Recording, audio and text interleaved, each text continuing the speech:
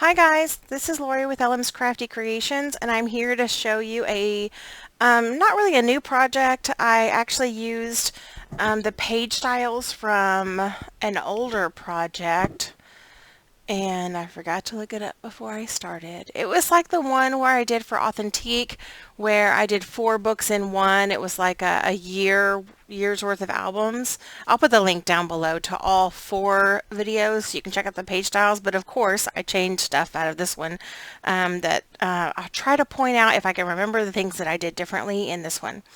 So I used I've had this in my stash for quite some time, and this is the Flora #1 Cartabella collection. And I started a project with this, and I didn't really like it, and I wasn't feeling it. So I put it away for forever and decided to kind of, finish the projects that I had started. And I decided to create an album. And so this is what I did. This one, where's my ruler? Measures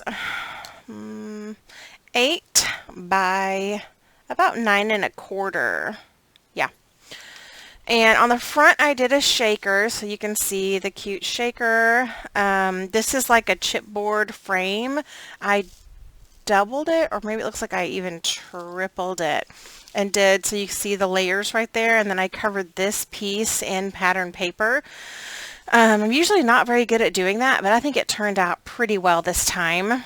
This is just a piece of, like, I call it like vintage lace, but I like the way that looked. I had a hard time figuring out this section for the cover once I put this on, but I think the ribbon looks really good. So here's a spine, and the spine is not all that big.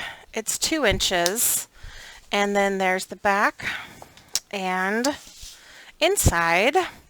On the cover, I did corner pockets, and I just put a cut apart here just for decoration, and I did a large photo mat that holds 2 4x6 photos. You can even put photos on the back if you want. So here's page #1. There's four different pages, and they're all different. So here I have just a photo mat, flap, a sticker that I mounted on cardstock, another photo mat, and here I decided to do something different, and I wasn't sure how it was going to turn out. So I like to see, I don't like to put photos here because I like to have the look of the page without, I don't know, seeing the photos. So I decided to do little acetate windows here, and I think it turned out really cute. I really like it. So I have a photo mat there, and then flip it over, and I just decorated it so that you could put a photo on this side too. Of course, the little strips are to cover up where I attached the acetate to the back of this flap. Okay, and then just a large space for photos there. And this is magnetized. Okay, so flip this and you just have a simple pocket on the back. You could put photo mats in here if you want, but I did not because it was already pretty full. And then just more photo mats in the pocket. This is a booklet that just comes out, and I just have it tucked over the edge there. Here I just did 2 photo mats and then a sticker, and then I decided to do another acetate pocket on the back, and this is just a little booklet that I made to stick in the pocket. This page has corner pockets and just photo mats stuck inside, little sticker tucked right there. And on this side, I decided to cut acetate into this pocket and just a photo mat, and then I put another cut apart inside to decorate that. And then there's also, this is a 5 1/4 by 7 1/4 photo mat for a larger photo. On this side, I used the paper as a pocket and just stuck in 2 smaller photo mats, and then this little tag. I have a place for a photo here, and then these 2 smaller ones there. On the back, I did acetate on this pocket again, and then I added these, and then I did 2 flaps. So this was something that was not in the original design, I think, of these pages. Here, again, I have this photo mat flap, and 2 spaces for photos there. Flip it over and I have a angled pocket, and then I did up a little photo mat there. And of course you can put plenty of photos there. I've got when I ink my pages, I get the little foam things everywhere. So I'm constantly brushing stuff off my books. Okay, on this side, I did, this was in the original design, so just double small pockets, lots of photo mats, smaller photos here, 3x4s.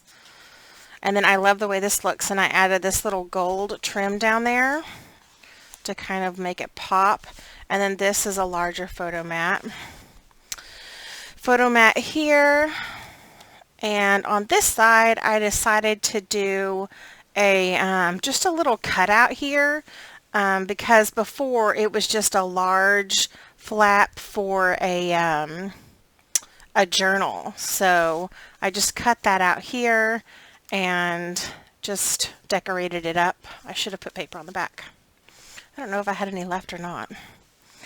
Here I added this magnet. I don't know if I had that in the original design either. I just can't remember.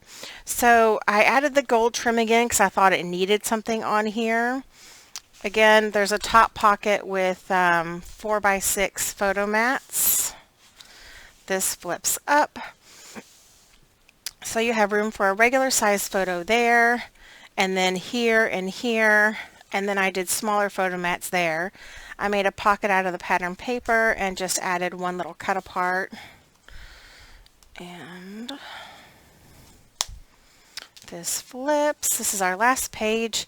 So again, I put a larger photo mat in the pocket here, the 5x7, and then this is just a waterfall. And I actually covered them in paper this time, but I didn't cover the back. And that just keeps it closed. This, again, I did a pocket out of the pattern paper and added cut-aparts.